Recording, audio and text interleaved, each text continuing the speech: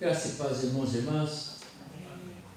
Convido a igreja a abrir suas Bíblias no Evangelho de Mateus, no seu 5º capítulo, para juntos refletirmos um pouquinho nas Sagradas Escrituras. Mateus capítulo 5, vou estar lendo até o verso 14. Mesmo sentados, mas em reverência à palavra de Deus, estejamos atentos ao que o Espírito Santo nos diz. O Sermão do Monte, as bem-aventuranças. Vendo Jesus as multidões, subiu ao monte e, como se assentasse, aproximaram-se dos seus discípulos, e ele passou a ensiná-los, dizendo: Bem-aventurados os humildes de espírito, porque deles é o reino dos céus. Bem-aventurados os que choram, porque serão consolados. Bem-aventurados os mansos, porque herdarão terra. Bem-aventurados os que têm fome e sede de justiça, porque serão fartos. Bem-aventurados os misericordiosos, porque alcançarão misericórdia. Bem-aventurados os limpos de coração, porque verão a Deus. Bem-aventurados os pacificadores, porque serão chamados filhos de Deus. Bem-aventurados os perseguidos por causa da justiça, porque deles é o reino dos céus. Bem-aventurados sois quando por minha causa vos injuriarem e vos perseguirem e mentindo, disserem todo mal contra vós. Regozijai-vos e exultai, porque é grande o vosso galardão nos céus, pois assim perseguiram aos profetas que viveram antes de vós. Vós sois o sal da terra. Ora, se o sal vier a ser insípido, como lhe restaurar o sabor? Para nada mais presta, senão para lançá-lo fora, ser pisado pelos homens.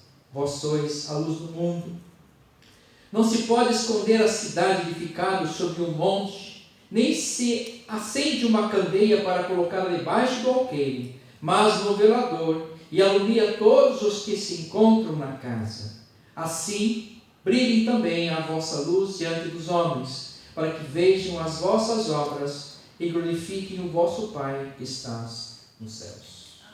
Amém. É o verso 16, né? Oremos. Pai querido, nós nos reunimos nesta manhã, linda manhã de domingo, para prestar-te culto de adoração ao teu nome santo, para louvarmos o teu nome, adorarmos o teu Espírito, o Espírito Santo. E nós aqui adoramos, ó Pai, a tua presença. Pedimos, suplicamos que o Senhor nos visite agora a nossa mente e coração, para que possamos compreender a tua palavra, compreender a tua vontade e, edificados, vivermos segundo ela. Nos abençoa, nos alimenta. Suplicamos isso, meu Pai, agradecidos no nome santo de Jesus, teu Filho, nosso Salvador. Amém. Igreja, parte da Igreja de Cristo, Igreja militante, Igreja celestial, quiçá Igreja celestial. Nós tivemos uma semana bastante agitada no nosso país, pelo dia derradeiro das eleições, e nós sempre buscamos entender um pouquinho daquilo que está à nossa volta, sempre à luz do coração de Deus. Sempre à luz do coração de Deus. Eu queria refletir um pouquinho sobre esta porção da palavra de Deus, essa introdução do sermão de Jesus, o sermão mais poderoso, mais conhecido, o sermão da montanha ou do monte, que compreende aqui os três capítulos desse evangelho. Então aqui não terminou, ele continua. Depois você, na semana, você pode continuar aqui, porque é um sermão. Eu gosto sempre de lembrar de uma oportunidade no seminário, quando estudávamos ainda teologia, que sempre num culto na semana um aluno pregava para todos os professores, para toda a faculdade. Então o aluno sempre era destacado. Eu peguei inclusive lá também. E teve um aluno que ele leu esse sermão. Ele não trouxe nada assim muito diferente, mas ele apenas leu o sermão. Foi lá na hora de pregar, leu o sermão, fechou a Bíblia e sentou. Aí ficou olhando para o outro e não tem o que fazer, né? Ele deu o sermão do próprio Senhor Jesus, ou seja, ele cumpriu o que tinha para ele naquele momento, não expor a palavra de Deus, e está tudo certo. É o sermão do próprio Jesus. O que nós podemos fazer, senão entender e vivenciá-lo. Eu queria abordar esse tema aqui, esse texto aqui sobre um tema, sobre a ética de Jesus. E ética de Jesus é ética divina. A espiritual, que decorre do coração de Deus. Ela nos leva a viver em correção e equilíbrio, com a ética moral e a ética social da sociedade. Se nós obedecermos os 10 mandamentos, lá registrado em Êxodo 20 e repetido em Deuteronômio 5, nós teremos paz com todos, com todos. A palavra de Deus, ela é ética, e nós precisamos entender isso. Quando nós vemos o salmista falar lá no Salmo 119, verso 105, lâmpada para meus pés é a tua palavra, luz para os meus caminhos. E depois, na palavra do próprio Senhor Jesus, vai falar em João 10,10 que o ladrão vem para roubar, matar e destruir, mas eu vim para que tenham vida e a tenham em abundância. Essa é a ética divina, é a ética perfeita. Nesses últimos dias, estamos vivendo a crise da ética. Grosso modo, ética é o padrão que norteia o padrão moral de uma sociedade. O indivíduo deve viver sobre os padrões da maioria, seus padrões morais, respeitar as leis. Isso é um exemplo de comportamento ético, respeitar as leis. Então, ética, que vem da filosofia, é normas, regras, padrões sociais de um grupo, de uma sociedade. E nós olhando para esse texto, nós entendemos aqui a proposta de Deus. Na verdade, o Sermão do Monte é uma nova configuração, uma nova versão, uma nova tradução dos 10 mandamentos, que alguns conhecem de cor e salteado, que vê esses 10 mandamentos como uma lei severa, dura, quase que não conseguimos cumprir. Mas eu quero dizer para você que é possível sim, e tem um padrão social dentro dessa lei dos 10 mandamentos. Aliás, os 10 mandamentos é para todos os seres humanos, crentes e não crentes. Se nós obedecermos os 10 mandamentos na integralidade, haverá paz na terra, entre todos os homens de boa vontade. Porque é uma lei social, como você lê lá, você vê que é uma verdade, é uma lei social, estabelecendo paz entre todos, quando eu não devo cobiçar sequer as coisas dos outros, devo respeitar, não matar, não adulterar. Respeito social, respeitar o outro. A paz, a shalom de Deus, que é algo completo. A shalom de Deus compreende a assistência da vida humana completamente em todas as áreas da nossa vida, física, mental, espiritual, todas as áreas. Ou seja, Deus é um Deus que se preocupa, entre aspas, com a vivência, a nossa vivência, uma vida completa, abundante. O oposto disso, como nós dissemos, João 10,10, o diabo vem para roubar, matar e destruir. Mas Jesus disse, eu vim para que tenham vida e vida abundante. E essa vida decorre da ética divina, decorre da sua lei, da sua legislação, dos seus mandamentos. E ele se renova a partir desse Sermão do Monte, da prática dessa igreja, da praxe.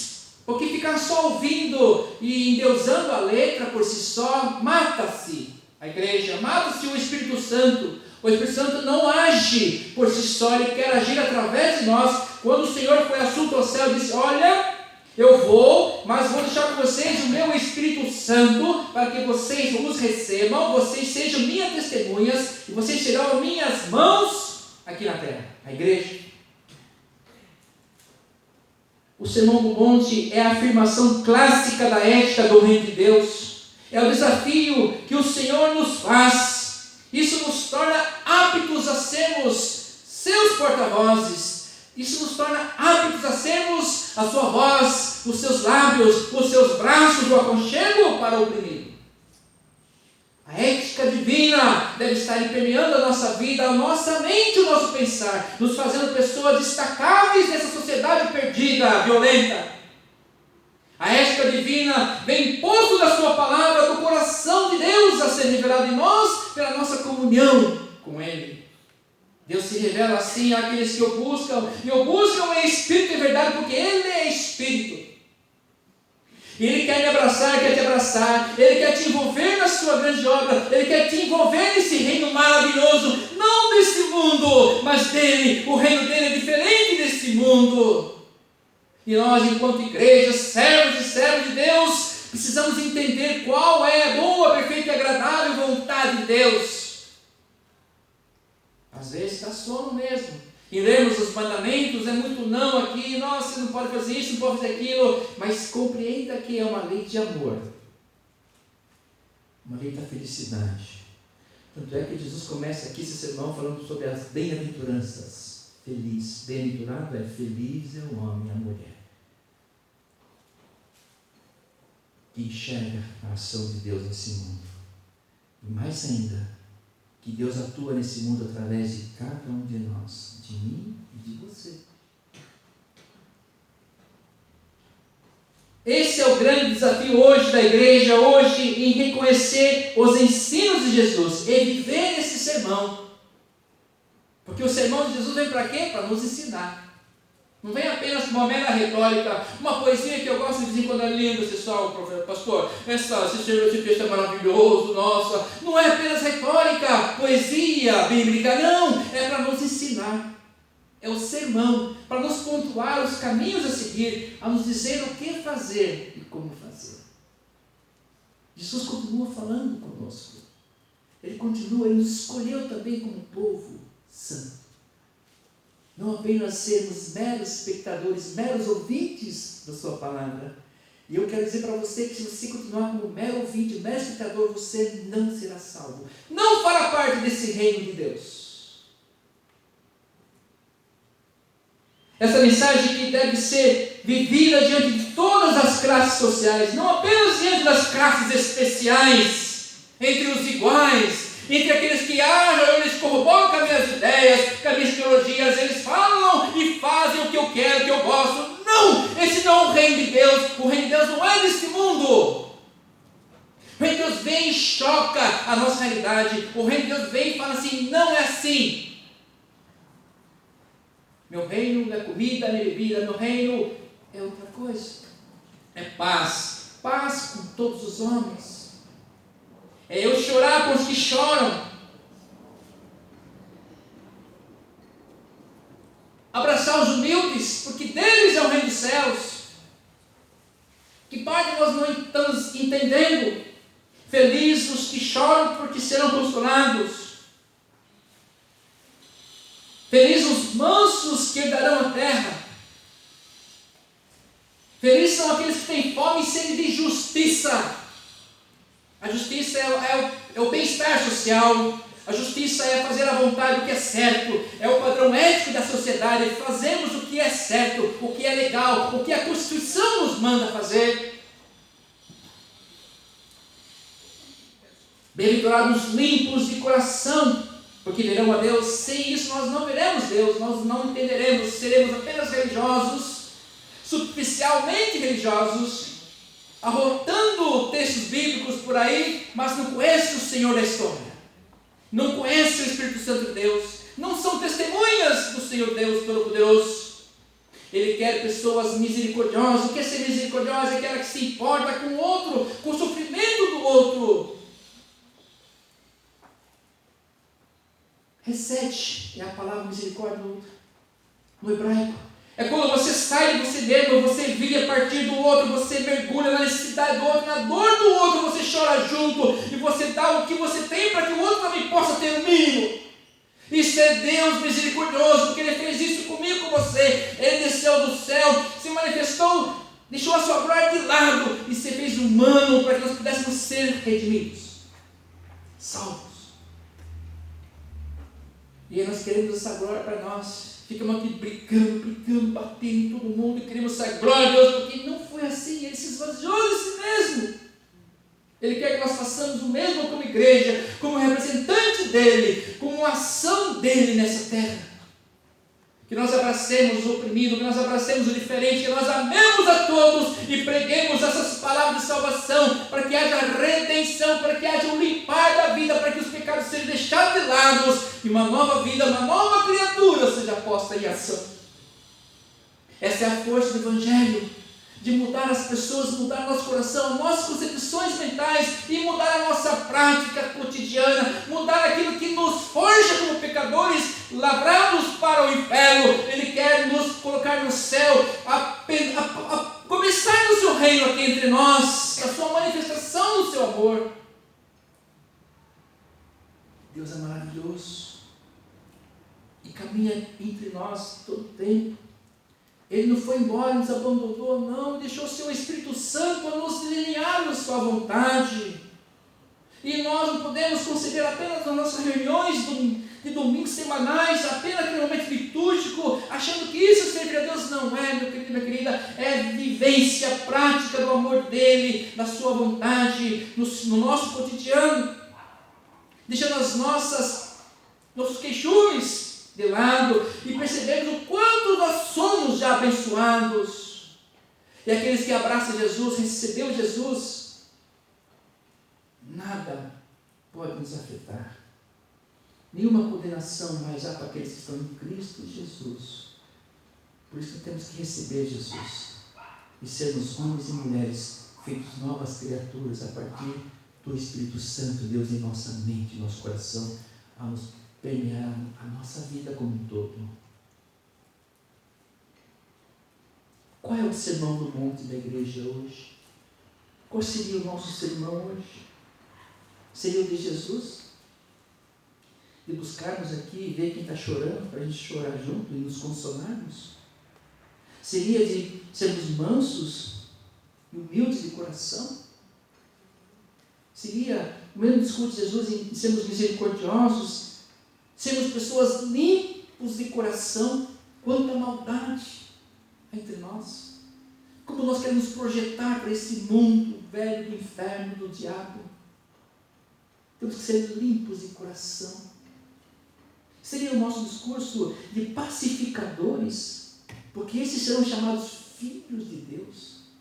Não implementar a guerra, a discussão, a discórdia, mas pacificadores. Essa é a nossa função. Jesus nunca esteve intrometido em questões políticas, pregas, guerras.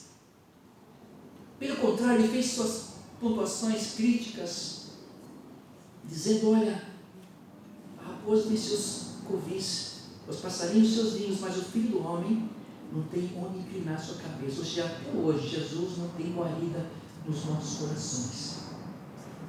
Nós precisamos mudar o nosso sermão para o sermão de Jesus. Tem que ser o mesmo sermão, esse sermão aqui nós podemos repetir ele 1000 vezes, como fez meu colega no seminário. Nós devemos repetir, quem sabe a gente aprende a pregar a palavra de Deus, quem sabe a gente aprende e recebe esse Espírito Santo e passamos a viver conforme o hálito de Deus em meio a uma sociedade perdida. Qual será o nosso discurso hoje? Qual será o discurso da igreja hoje? Ou será de qualquer denominação A ou B ou C, que projeta lá suas ideologias nos seus púlpitos? De qual grupo é nosso sermão hoje? Tem que ser de Jesus. Nós temos que voltar ao primeiro amor, ao princípio, ao alfa. Temos que voltar a Deus, aquilo que gerou a vida em tudo. Não há vida sem Deus, não há vida sem Jesus, não há vida. Eu vim para que tenham vida e a tenham em abundância. Sem Jesus não há vida alguma. Que mensagem teríamos hoje às pessoas, de modo especial aquelas que não são do nosso círculo, aquelas pessoas que não comungam das nossas ideias? Que mensagem teríamos para essas pessoas?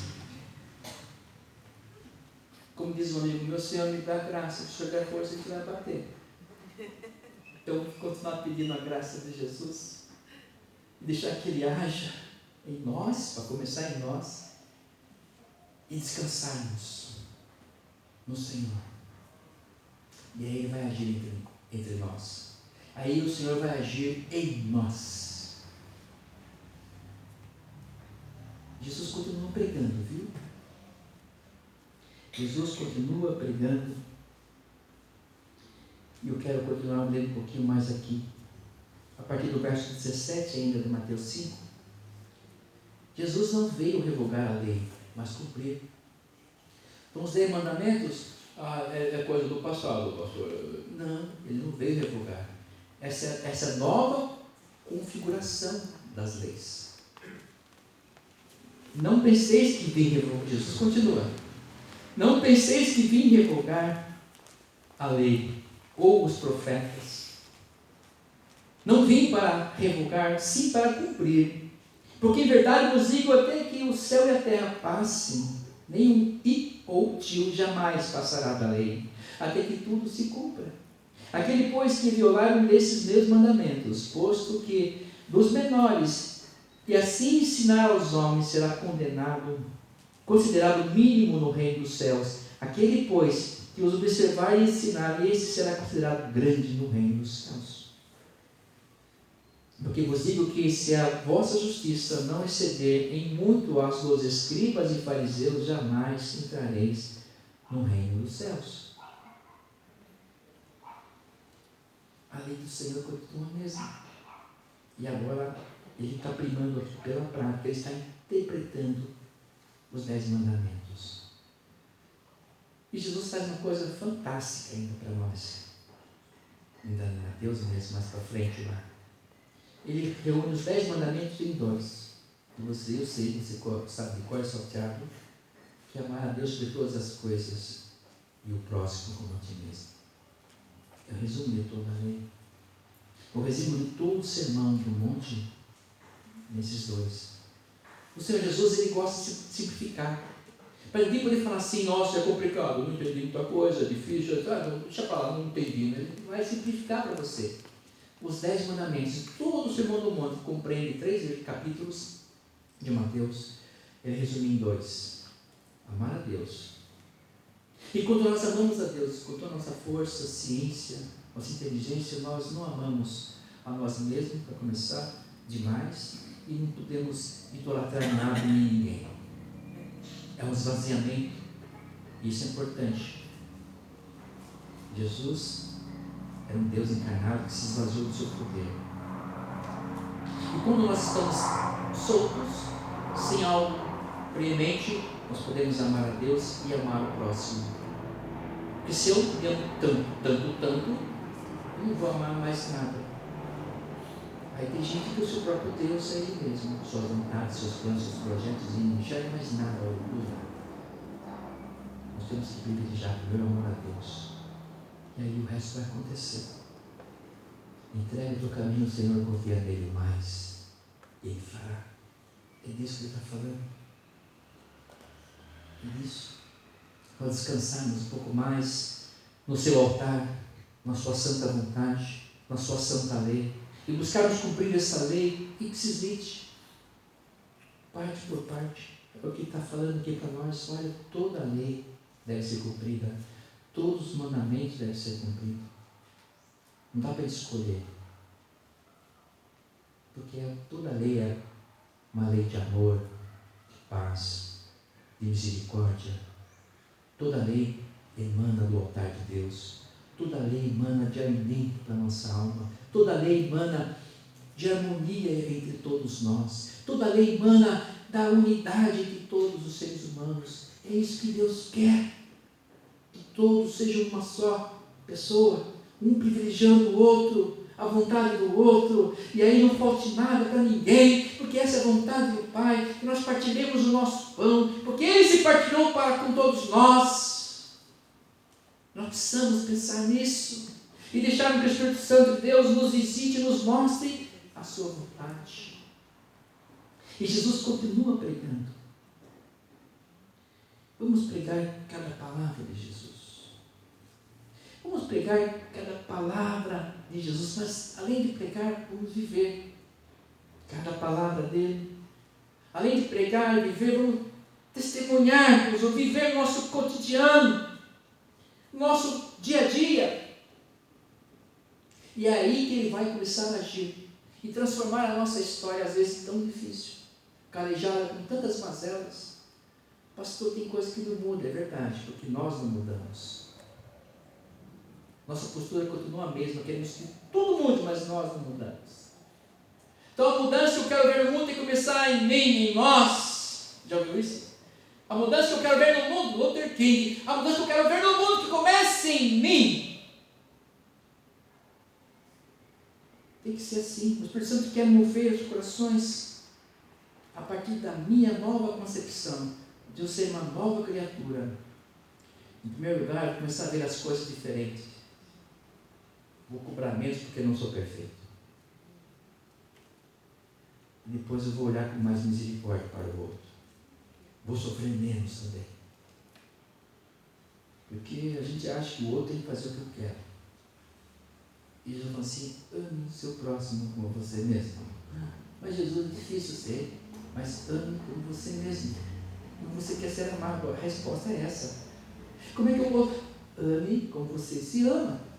Faça o que você queria que fizesse para você. O segredo da vida. Não é simples? É simples. Só que nós temos dificuldade, nós queremos coisa mais difícil, né? Então eu faço isso. E o simples nós não fazemos. Que amar a Deus, que nos ama de paixão, que não impõe nada. Ele nos coloca a sua lei. E se nós formos inteligentes, vamos abraçar essa lei que é de amor, de paz, de união, de bondade, misericórdia e de salvação. E não qualquer salvação, salvação eterna.